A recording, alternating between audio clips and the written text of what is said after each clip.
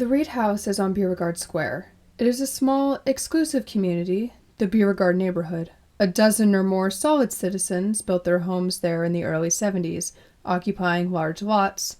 The house is flush with the streets and with gardens behind.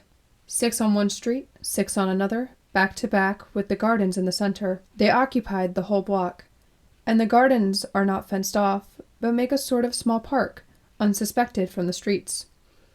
Here and there, bits of flowering shrubbery sketchily outline a property, but the general impression is of lawn and trees, free access to all the owners. Thus, with the square in front and the gardens in the rear, the Reed House faces in 2 directions on the early spring green. In the gardens, the old tar walks are still there, and a fountain which no longer plays, but on whose stone coping I believe the young Beauregard Squaredies made their first climbing ventures. The gardens are always alive with birds, and later on, from my windows, I learned the reason. It seems to have been a custom sanctified by years that the crumbs from the 12 tables should be thrown into the dry basin of the fountain for the birds. It is a common sight to see stately butlers and chic little waitresses in black and white coming out after luncheon or dinner with silver trays of crumbs. Many a scrap of gossip, as well as scrap of food, have been passed along at the old stone fountain, I believe. I know it was there that I heard of the basement ghost of Beauregard Square. A whisper at first, a panic later. I arrived at 8 o'clock and rang the doorbell twice. The door was opened at once by Mr. Reed, a tall, blond young man, carefully dressed. He threw away his cigarette when he saw me and shook hands. The hall was brightly lighted and most cheerful. In fact, the whole house was ablaze with light. Certainly nothing could be less mysterious than the house, or than the debonair young man who motioned me into the library. "I told Mrs. Reed I would talk to you before you go upstairs," he said. "Will you sit down?" I sat down. The library was even brighter than the hall, and now I saw that, although he smiled as cheerfully as ever, his face was almost colorless, and his eyes, which looked frankly enough into mine for a moment, went wandering off around the room. I had the impression somehow that Mr. Patton had of the nurse at headquarters that morning, that he looked as if he expected a knife in his back. It seemed to me that he wanted to look over his shoulder, and by sheer willpower did not. "You know the rule, Miss Adams," he said. "When there's an emergency, get a trained nurse. I told you our emergency. No servants, and 2 small children." "This should be a good time to secure servants," I said briskly. "City houses are being deserted for country places, and a percentage of servants won't leave town." He hesitated. "We've been doing very nicely, although, of course, it's hardly more than just living. Our meals are sent in from a hotel, and, well, we thought, since we are going away so soon, that perhaps we could manage." The impulse was too strong for him in that moment. He wheeled and looked behind him. Not a hasty glance, but a deliberate inspection that took in every part of that end of the room. It was so unexpected that it left me gasping. The next moment, he was himself again. "When I say that there is no illness," he said, "I am hardly exact. There is no illness, but there has been an epidemic of children's diseases among the Beauregard Square children, and we are keeping the youngsters indoors. Don't you think they could be safeguarded without being shut up in the house?" He responded eagerly. "If I only thought—" He checked himself. "No," he said decidedly. "For a time, at least, I believe it is not wise." I did not argue with him. There was nothing to be gained by antagonizing him. And as Mrs. Reed came in just then, the subject was dropped.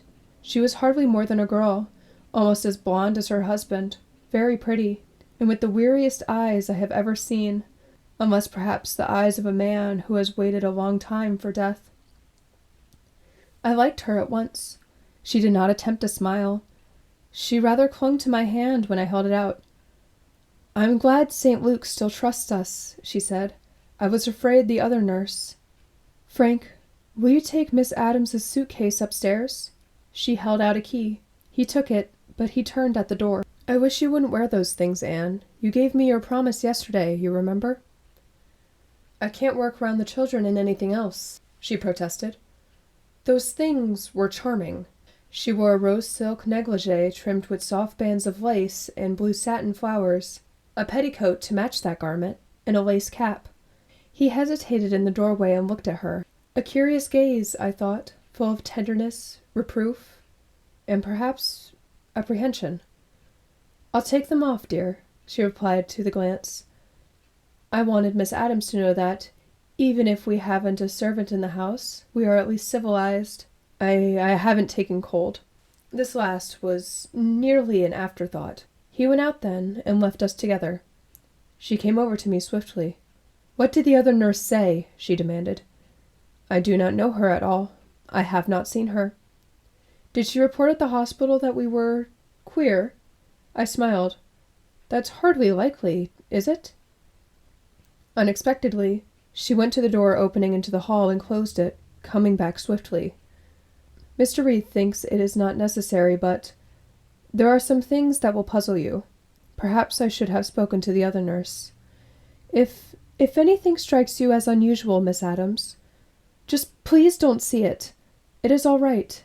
Everything is all right. But something has occurred. Not very much, but disturbing. And we are all of us doing the very best we can." She was quivering with nervousness. I was not the police agent then, I'm afraid. "Nurses are accustomed to disturbing things. Perhaps I can help." "You can, by watching the children. That is the only thing that matters to me. The children. I do not want them left alone.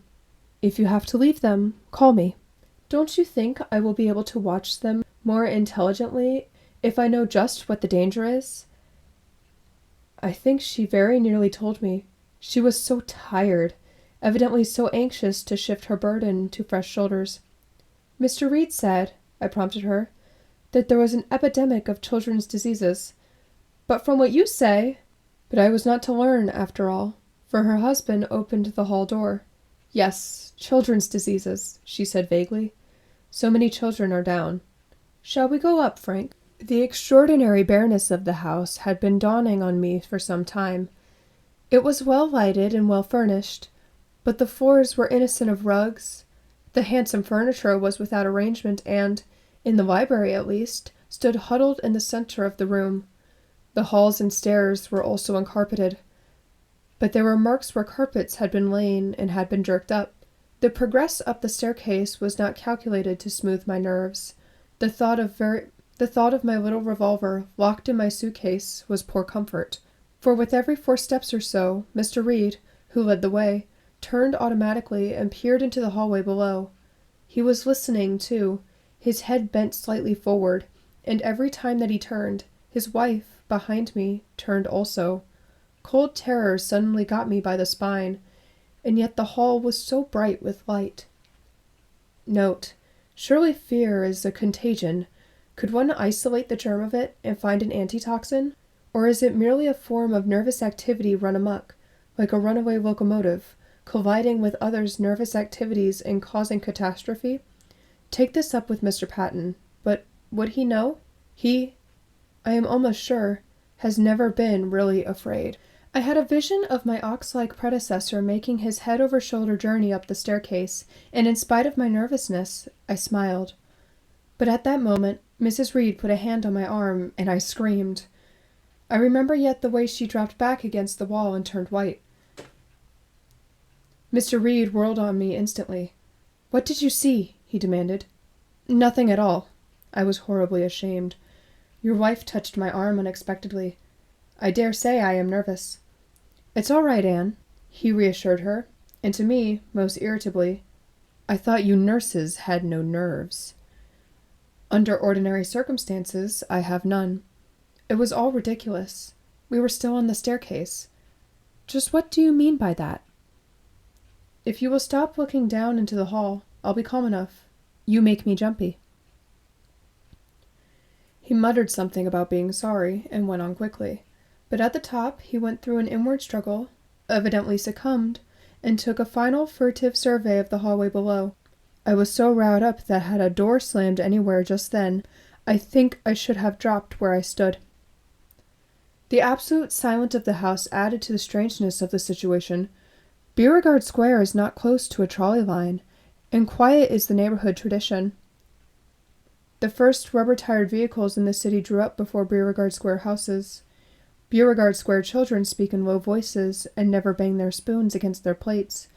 Beauregard Square servants wear felt-soled shoes, and such outside noises as venture to intrude themselves must filter through double brick walls and doors built when lumber was selling by the 1,000 acres instead of the square foot.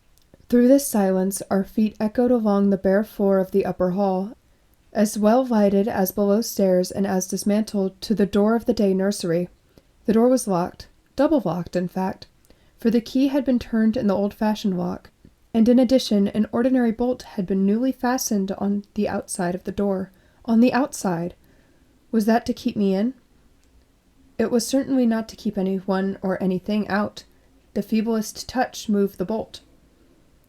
We were all three outside the door. We seemed to keep our compactness by common consent. No one of us left the group willingly, or, leaving it, we slid back again quickly. This was my impression, at least, but the bolt rather alarmed me. "This is your room," Mrs. Reed said. "It is generally the day nursery, but we have put a bed and some other things in there. I hope you will be comfortable." I touched the bolt with my finger and smiled into Mr. Reed's eyes. "I hope I am not to be fastened in," I said. He looked back squarely enough, but somehow I knew he lied. "Certainly not," he replied, and opened the door. If there had been mystery outside and bareness, the nursery was charming, a corner room with many windows, hung with the simplest of nursery papers and full of glass-doored closets filled with orderly rows of toys. In one corner, a small single bed had been added, without spoiling the room. The window-sills were full of flowering plants. There was a bowl of goldfish on a stand, and a tiny dwarf parrot in a cage was covered against the night air by a bright afghan. A white-tiled bathroom connected with this room, and also with the right nursery beyond. Mr. Reed did not come in.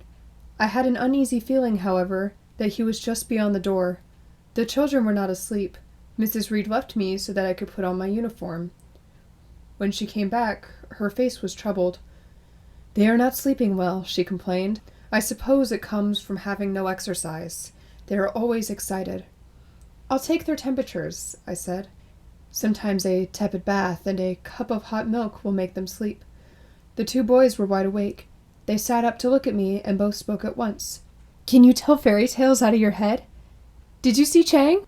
They were small, sleek-headed, fair-skinned youngsters, adorably clean and rumpled. "Chang is their dog, a Pekingese," explained the mother. "He has been lost for several days." "But he isn't lost, Mother. I can hear him crying every now and then. You'll look again, Mother, won't you?"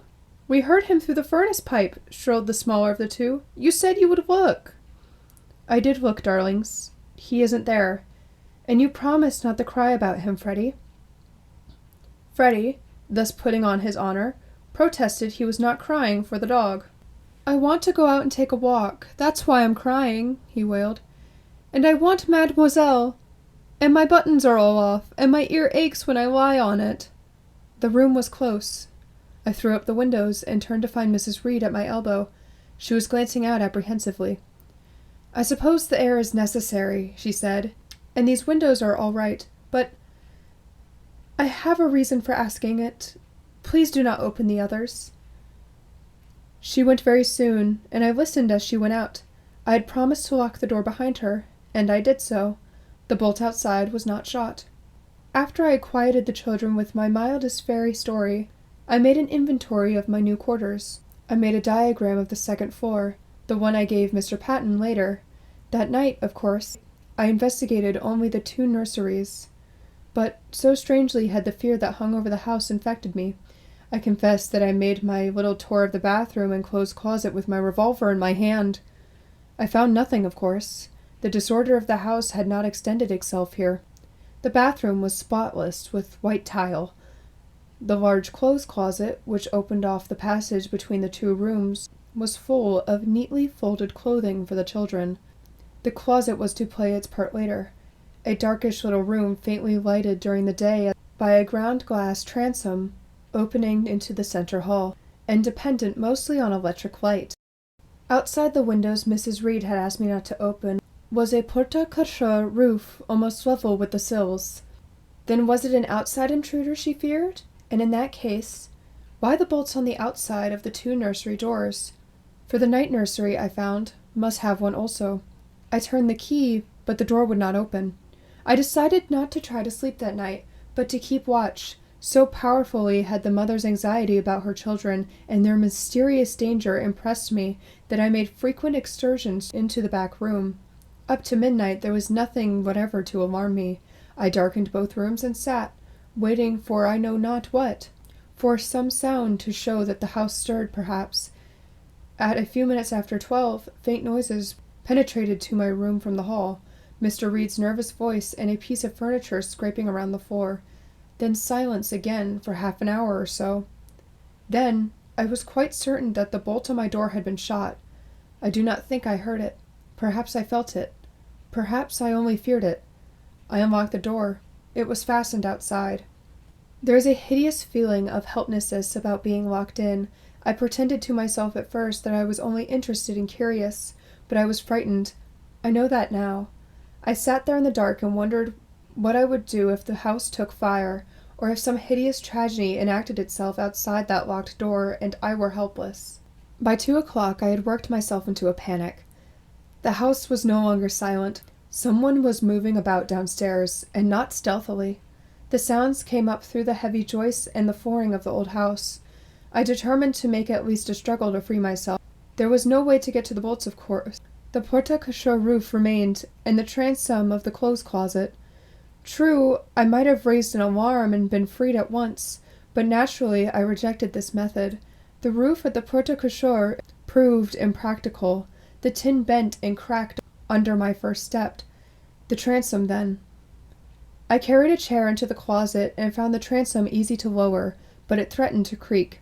I put liquid soap on the hinges, it was all I had, and it worked very well, and lowered the transom inch by inch. Even then I could not see over it.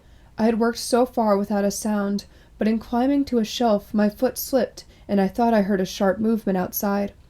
It was 5 minutes before I stirred. I hung there, every muscle cramped, listening and waiting.